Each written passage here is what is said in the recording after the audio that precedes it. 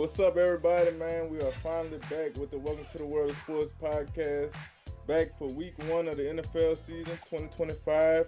You already know I'm here with John. Well, me, of course, Eddie and Braxton. How y'all doing today, fellas? Y'all ready to get into it? Yes, sir, to do it. All right, man. We're gonna start off with Monday Night Football. The Bears took on the Vikings. It came down to the last quarter where the Vikings ended up prevailing, and JJ McCarthy showed some things, that people were expecting to see from him. It wasn't always a good start early, but he ended up coming out and proving himself. So I'm gonna just throw it to y'all. Give me y'all quick recap and reaction to Monday Night Football last night. For me personally, I don't think that it was so much as far as McCarthy coming out and just having a great game. No rookie, he wasn't a rookie, but it's basically his rookie year. Mhm. But I don't think it's so much focus on him. I think it was more so on the Bears and how bad they look, in my opinion. And Caleb, I haven't seen him take that next step yet, so I'm looking forward to see what they do with him and how he gonna look in the future. Because he got a lot of expectations riding on him this year, so we'll see. Yeah, I felt like it was a good game, or it was a good game in the second half, considering how they came back.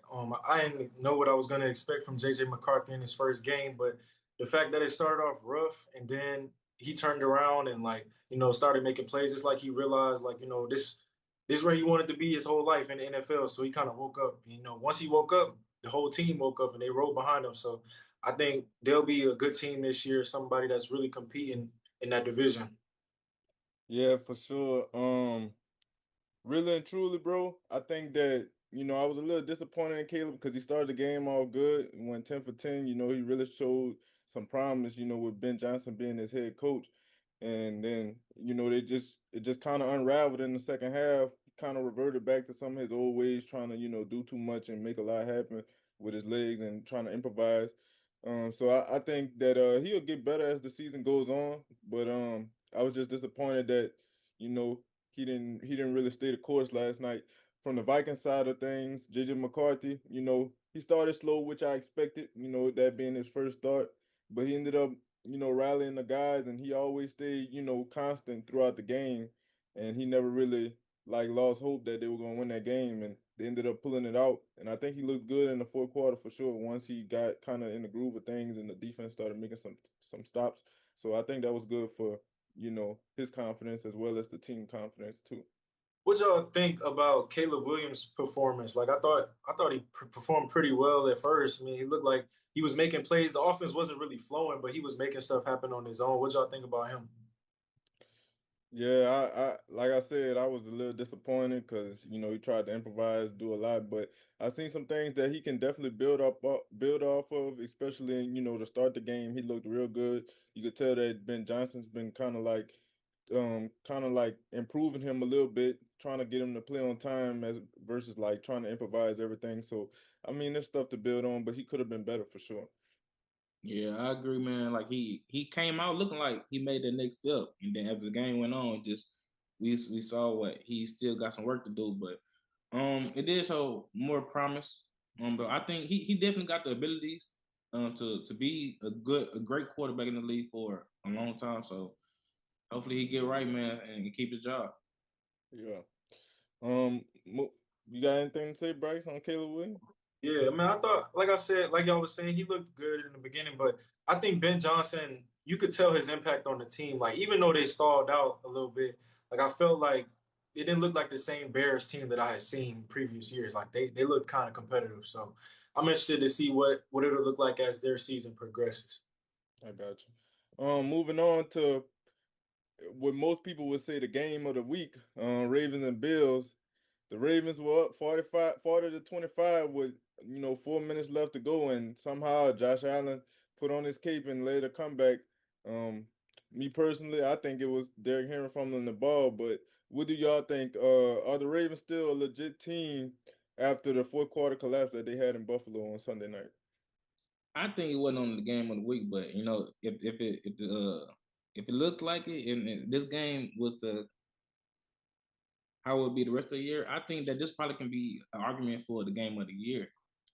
That's how good it was in my opinion. Just these teams always go at it. I said Jamar, Lamar versus Josh, they always go at it.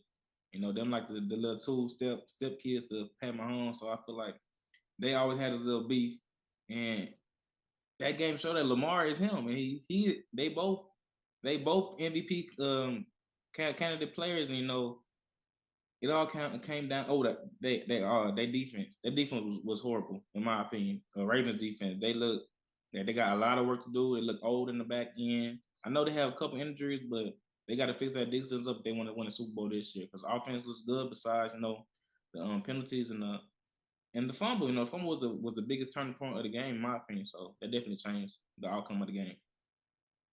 Yeah, I mean, at this point with Lamar, it's kind of like, you know, when you gonna win the big one? Like I've seen him in too many of these matchups. It's not even his fault though. I'm not saying it's his fault, but I've seen him in too many of these matchups where it's like he plays well or he plays good enough, but just not good enough to win the game. Like I think the Ravens organization really has to look at it and say, man, like is it time maybe we need to just make a coaching change or something happens, just something to change it up. I feel like they've gotten to this point too many times for you to just keep things the same. Like that them play calls, that last drive for the Ravens. You do a run play, okay, I'm with that. But then you do a reverse to Zay Flowers, like just taking negative plays, like that's not good coaching in my opinion. And I think maybe they just need a new face in the coaching staff, in my opinion. But on the other end, Josh Allen, I mean, he Josh Allen, he MVP. Don't do that, bro. I'm Don't. just saying. I'm Wait, just saying. hold on. Let me get in. From my perspective, I feel like it's not on Lamar. Lamar did what he had to do. Like they had a 15-point lead. Like Eddie said in the last seconds of their game, or last minutes of their game, the defense did let them down because they just looked like they couldn't stop Josh Allen, in that point in time. But I don't really put it on Lamar because at the end of the day, Lamar can only do so much. His teammates got to be able to execute too. And there's a lot of times, especially going back to the playoff game last season and then this game, his teammates didn't help him win the game. Like Mark Andrews dropped that ball that could have potentially brung them to the conference championship, and then Derrick Henry fumbles tonight, and he just put him in a bad position. Like where he fumbled the ball at, the Bills were, you might as well say, in the red zone, so it didn't really take much for them to score that touchdown. Now I do say I didn't agree with the coaching from a standpoint of when you get the ball back after the Bills score after that fumble and you're on fourth down, you should go for that. Don't Josh, you see how good Josh Allen playing. I mean, if you don't get it, you don't get it. But at the end of the day, you don't get Josh Allen the ball back without, putting trust in your players that they're gonna get this fourth down and y'all win the game. Because either way it go, if you don't get it, they gonna score. You give them the ball back, they still score. So I mean, it's a lose-lose situation at that point in time. So I just think that, I mean, they're still a legit team in my opinion because they dominated that game for, you might as well say, 4.5, 3.5, 4 quarters. So I think they're still a legit team. The team just got to rally around Lamar and do what they're supposed to do and execute the way they're supposed to execute, and they'll be fine. Yeah. Hold on, bro. I just want to say, we can't blame Derrick Henry. We're not nobody blaming him because you know he had a crazy game. Yeah. Fumbles happen, and that was just the turn point of the game. Now with Brax, um, let's not do the Josh Allen thing because he's not just Josh Allen. Lamar is Lamar Jackson for a reason. 2 times, should be 3-time MVP. So let's not do the whole feel all that. But you know, continue. I hear what you're saying, bro. I'm not taking anything away from Lamar Jackson. I think you maybe misread what I was saying. I think he's great. I think he's doing everything that he can. But I think at the end of the day, your coaching staff has to put you in position to be able to win these type of games. Like when the players are even, Josh Allen, Lamar Jackson, like they good quarterbacks. Everything else around them has to be almost the difference in the game. I think them coaching decisions at the end of that game really changed it. And I think maybe if they were more aggressive on that last drive, they could have put it away instead of basically giving Josh Allen the ball back and winning the game. But it's just something that they're gonna have to think about and consider. Their defense. That's the coach. The coach Defense can't do definitely, that in tackle. defense definitely got to play better. Yeah, defense definitely got to play better. Yeah. Um, so moving on to another game, Steelers went to MetLife and took on the Jets. Aaron Rodgers played well. He had over 200 yards, 4 touchdowns, and no interceptions. Do y'all think Aaron Rodgers is all the way back? And what are y'all expectations for the Steelers as a team? Well, first of all, before we even start talking about the Steelers, I wanna say something. Like for the first time in my life, I was looking at that game and I said, "Wow, like Justin Fields really he looked like an NFL quarterback." So I'm gonna give him his props and credit. He did some good things, and I think he played good enough for them to possibly have a chance to win the game. But to answer your question, Aaron Rodgers, I think him being in a new system and wanting to prove to the Jets that he was still a good quarterback, I think he showed that. He showed he can still be serviceable in this league. I'm not going to say elite, but serviceable. And that defense, I mean, led by Jalen Ramsey, I think it's a scary sight. I think him going there was like the perfect fit for his demeanor and how he rallied that team. I think that's a good fit for him. Yeah, I agree, man. I'm proud of you, man. Finally give my boy Jay Fields his flowers, man. You know, I was one of the only believers in him. You know, I roll with him. You know, since high school. You know, people always talk bad about him, but he finally getting the light he deserved in the world. But, as far as Aaron Rodgers, I think I ain't gonna say he's back because I think this is last year, but he does look good. But he always looked good. Like we never seen Aaron Rodgers really play bad unless he was just hurt, you know. So I don't know how to really judge him right now. It's early, but that defense, I do think that defense is all Pittsburgh defense is always good and it carries them throughout the season. But this year, that the offense, I feel like it will help the defense a lot more, and they'll be a more complete team and maybe go a little bit further than what everybody expected. You know, with the Unks in the backfield, besides Slay, they look good, but Yeah, I think Aaron Rodgers played good. A lot of people wrote him off, said that, after the Jets season last year, it didn't really go well. He started playing well towards the end of the season, but people kind of thought that, he wasn't going to be the Aaron Rodgers of old, which I still don't think he's the Aaron Rodgers of old that won 4 MVPs. But like Brax said, he can be a serviceable quarterback, and that's really all the Steelers been needing ever since Ben Roethlisberger has, left the organization. But I will say, with Justin Fields playing like he played on Sunday, it kind of makes me think why Mike Tomlin didn't play Justin Fields over Russell Wilson last year. Because I mean, obviously Justin Fields looks way better than Russ did on Sunday. But I think Aaron Rodgers is he's gonna be a serviceable quarterback for this team. I think they got a chance to make the playoffs. I won't say Super Bowl because I still think that they're missing some pieces on the offensive side of the ball, like a number two opposite of DK Metcalf. But I think that they will definitely make some noise and be a playoff team for sure. And it's gonna be exciting to see how far Aaron Rodgers can take this team. Yeah, I'm looking forward to what it looks like for what the expectations are for Mike Tomlin when he has pretty much good production on both sides of the ball. I mean, he's a winning coach, but like I think at this point we want to see more than just a winning record. We want to see something like in the playoffs. So I think that'd be good. Yeah. So moving on to another game that Brax was sweating out over the weekend. The Bengals won 17-16 over the Cleveland Browns. But the Bengals offense only had 7 yards in the second half. Should we be concerned about their offense due to this lackluster second half performance? I don't think it's time to wave the white flag just yet because you still got um arguably the best receiver and the best receiver duo in the league on that team, and then you got top three quarterback in Joe Burrow. I don't think we should panic or they should be in panic mode. It was just a shock for me that Jamar and T didn't have a lot of targets, knowing that that offense is a pass heavy offense. Even with Chase Brown back there and what he can do out the backfield. I just think the problem was that the defense stayed on the field and Joe Flacco and them kept driving and they got the Bengals out of rhythm, so they didn't have a really chance like to get the offense going. And once they did get back on the field, I think like it was shown that they were just out of sync with each other. So I just think that came with this is how the game went and how the outcome ended. But they definitely got lucky in the end. But it is what it is. A win is a win. It's time to move on next week. So that's the mindset they have. So just trash it and get ready for the next game.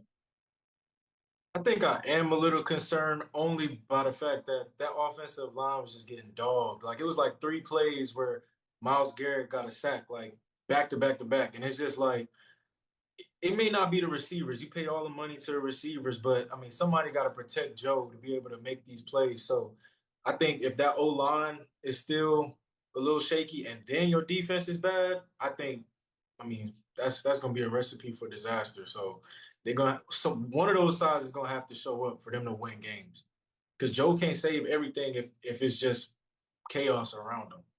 Yeah. I'm not really concerned for the simple fact that they got two star caliber receivers on the outside. Joe Burrow gonna always find a way to make plays. And then again, they was going against Miles Garrett, who is probably the best edge rusher in the league, and it was a divisional matchup. So I'm not really concerned. I think that they're gonna find their footing as they go along. I'm really I'm more surprised that the defense, only held the Browns to 16 points because, going into the season, everybody all we heard was about how bad the Bengals defense was. So for them to only hold, the Browns to 16 points and they were able to get out there with a win, something that we don't usually see from them, to start the season. I think that was something good that they can build off of, but I don't have any concerns about the offense at all. They'll be all right. Well, I wanna ask you a question about that though, because they were facing Joe Flacco. He had a good game. Don't get me wrong, but like if he can put a performance up like that against them, what do you think somebody better than him can do? Well, we know the defense is really, really, really, really, really, really, really bad. So, we understand that the offense is gonna have to score points for them to win every week, which they used to. Like they used to. But the thing is, they just start slow, and the thing that they pulled out the win, that's a good sign for them because now they don't gotta come from behind and pick it up late in the season. So I just feel like that they expecting that defense to be really bad. That's why they went all in on offense and they paid they paid Jamar, they paid all the guys, make sure they was good. But I think they okay with their offense having to do the bulk of the work. So Yeah, I agree, Eddie. I ain't got nothing else to say. Eddie hit all the points. Yeah. So we're gonna take a quick break right quick. After this, we're gonna come back, talk about week 2, what we're most excited to see. We're gonna get some quick thoughts on the college football season, and we'll be ready to wrap it up. Y'all stay tuned.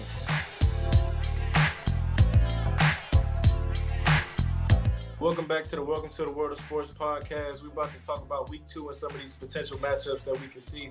So, John, which one are you excited about the most? Man, I'm looking forward to Chiefs and the Eagles Super Bowl rematch. Chiefs didn't look good on Friday. Eagles, I won't say that they look bad, but they didn't look like the Eagles that we were expecting to see, and especially on the defensive side of the ball. It's mm. gonna be interesting to see what happens with Jalen Carter. Because he's spitting on people out here, and he might be suspended for, a game or two. So it's gonna be interesting to see what happens with that. Um, and like I said, it's just a Super Bowl rematch. Gonna see if the Chiefs can bounce back from Friday because they didn't look good. Defense didn't look good either, and it's gonna be interesting to see how the offense looks with no Hollywood. I mean, with no Xavier Worthy and no Rasheed Rice. And Mhm. I'm just interested to. That's just an overall interesting matchup. For several reasons for me. With me, I think the matchup I'm going to be looking at the most is the Commanders versus the Packers. I think it was nice to see what Micah Parsons could look like on that Packers defense, and they played against the Detroit Lions, which was a good team last year. That they kind of held them to a good amount of points. I think they only scored like I don't know 17, something like that. It was low, but Yeah. it was a good game, and I think them going up against Jaden Daniels and the Commanders, Commanders had a good game, but I felt like they could have did a little bit better against the Giants. But I'm looking to see how the Commanders bounce back, and Debo had a great game, so that matchup against the Packers defensive backs, I think that's going to be a good matchup and good game to see who really is the top dogs in the NFC besides the Eagles, of course. The game I'm looking forward to, is on Monday Night Football with the home team, Houston Texans. We fell short week 1 to the Rams because the offense looked out of sorts with all the penalties and everything going on. Offensive line getting hurt, reshuffling. Left guard, left tackle go to right tackle. We coming in, got second string. It's a mess over there. So we need to get back on track and figure something out against Tampa Bay, which they came up. They come out for a great win, right? With Ibuka touchdown. He Great win. looks great, by the way. So they coming off a win, and we need to get on the board. So I think it'll be a great game between those two. So that's what I'm excited for sure. Yeah, I'm hoping that the fact that we're at home helps us out a little bit. Maybe it helps the O line. I don't know. Some. I mean, it's just yeah, like you said, it just looked real discombobulated. Offense only putting up 9 points, not even scoring a touchdown. That's pathetic. Like we got to be better. So I'm interested to see that. And to piggyback off what John said, that matchup with the Chiefs and the Eagles, that's definitely gonna be one that I'm looking at too, because I mean when the last time we seen Mahomes start 0-2? Like this is a situation that we ain't really seen them possibly be in. So I think playing against the Eagles, they're gonna have to bring it because what I seen against the Chargers, that ain't it. We're gonna transition to college football. Um, we've been through 2 weeks so far. Uh, quick thoughts on maybe LSU. Anything else that y'all been seeing so far? How y'all think the college football season has been going? I'll start and say I was not. Well, first of all, hold on. Since this is our first time talking about the LSU Tigers, I will say the first game I was thoroughly surprised at what our defense put forth. I was happy about that. I did not expect our defense to actually show up for a chance for the first time in a long ass time. I was able to say that our defense was really locking some stuff up, but the next week we play against La Tech and the offense look bad. So I don't know where to feel. I don't know how to feel. I know we better show up better against Florida. I know the fans better be better because Brian Kelly was saying the fans need to show up. So hopefully they can look good. But other than that, some surprises. I was surprised at Florida State getting that win over Alabama. I thought that was a good win, but I think it's more of a sign of what Alabama might look like this year and that SEC being wide open. So we'll see. For me, week one soccer was definitely how Clemson came out after the loss and almost lost to Troy. Like what we doing? And then Alabama, they look horrible, but they just trying to figure it out over there after losing a lot. Well, not even a lot with Jalen Miro, but LSU, of course, the defense is back. I'll be the first to say it. We back. DBU might be DBU this year with the guys we got back there this year. But the offense, we didn't look like Brax said. We did not look up to par. I'm a nuts guy. I've been on the nuts bus since it started. I ain't trying to get off anytime soon. Pause. But I think that they're gonna find a way to get Aaron Anderson and Brandon Brown. Got my boy Z. Just getting them guys involved earlier and often. And I like number 12, the running back. I don't know. I forgot his name. I like him a lot. With Caden having slow starts as well, but I got faith in him as well. But I'm excited for the Texans and Florida this week. DJ looked good, but not against who they play like Yes, sir. USL. Them Mhm. boys, hey, I know they mad right now, so we gotta we gotta buckle up. It's gonna be a good one because we all play good versus Florida. That's like a big game, as you see, especially at Death Valley. Like, The real Death Valley. Yeah. only Death Valley. Yeah. Well, I'm gonna start off with LSU just to give my quick thoughts on them. Um, First, I just think that LSU they played well against Clemson. Like Brack said, we finally have a defense, which I ain't gonna say I didn't expect it. I expected it to a certain degree because I knew what type of transfers that we bought in. They invested heavily in the transfer portal, so I knew that they were gonna play a little better on the defensive side of the ball. But they look like a real deal defense basically. Last week against Louisiana Tech, defense played good again, but the offense didn't show up. Kind of like the first half of the Clemson game where we didn't really show up. They lost Braylon Moore, the center, and Trades Green to injury. So, and they both expect to be out, a couple games. So it's gonna be interesting to see what they do against Florida. I do think that the offensive coordinator Joe Sloan has to be, a little more diverse with his play calling. We got all these fast receivers, but we're not really taking no explosive shots down the field, and it's kind of making us one dimensional because we're trying to get the run game going and that didn't really work out well. Besides, Harlan Berry breaking that big run, and Xavier Thomas breaking a big run too. But I don't know, man. The offense has to get better. Joe Sloan has to get better with his play calling, and you know, um, we just got to be better overall on offense. Florida matchup is going to be real interesting. I looked earlier today. I think LSU's like 9.5 point favorites, which I don't know if I feel good about that because I mean I think Florida is a better team than they showcased last week. Um, they should have easily won that game against USF, but I don't know. We're gonna see about that. That should be a good matchup. And then looking back on week one, just some quick thoughts about week one. I was real surprised that how bad Arch looked against Ohio State. They're saying that he could possibly have a shoulder injury. The coach came out and shut down those allegations. So that was one of my surprises. And then once again, Alabama, the way they just got steamrolled by Florida State, that was a real shocker to me, man. And so I think it's gonna be a great college football season, interesting for sure, especially in the SEC. So I'm looking forward to that. All right, y'all, welcome back. It's for the best time of the show, the Black Spotlight. For today, I chose Carmelo Anthony, Hall of Famer. He gave a Hall of Fame speech over the weekend. So shout out to Melo, one of the best we ever seen, one of the best pure scorers. Kind of get overlooked when you talk about the some of the greats, but I definitely think he's worthy. First ballot, definitely. He did a lot for New York, Denver, and every team that he was on. At one point he was on the bench and he was out the league, and I just felt that was so disrespectful. So just for him to get his flowers, man, I love to see it. Yeah, definitely showing love to Carmelo Anthony.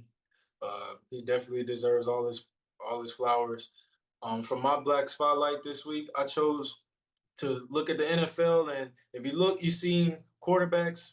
Half of the league was black starting quarterbacks, and that's something that is historic because it's never been done before. So I want to, it's a lot of stigmas and thoughts of people saying that black players can't be quarterbacks. They want to move them to other positions, and all that different stuff. But clearly they can do it. I mean, the last Super Bowl winner was black quarterback. So shout out to all of the black quarterbacks and the other quarterbacks too. But we just spotlighting the black ones right now. Yeah. Um. Once again, y'all both had valid spotlights. Shout out to Carmelo. Shout out to the black quarterbacks for sure. I'm gonna go this week with my black spotlight. With the Buccaneers wide receiver Emeka Ibuka. He just looked great in his debut. Caught the game winning touchdown from Baker Mayfield. He was always a good receiver. He kind of played in a bag of role against. I mean, on Ohio State's offense, because they're always talented with receivers, and he was always kind of thought of as that number two receiver. But I think he showed that he's capable of balling in this league, and I think he had a great performance in his debut. And I'm just happy to have him on my fantasy team. So yeah, shout out to you, bro. Yeah, I want to shout him out too because if it wasn't for him, I wouldn't have hit my bet yesterday. So thank you. Yes, sir. Yes, sir. Well, that caps our first episode back. We're gonna be back weekly, man. Coming back each week with some new stuff, new content to give y'all about the NFL season and then the sports world and beyond. So y'all just stay tuned, keep it locked in with us, man, and we appreciate y'all for watching. Until next week, y'all stay blessed.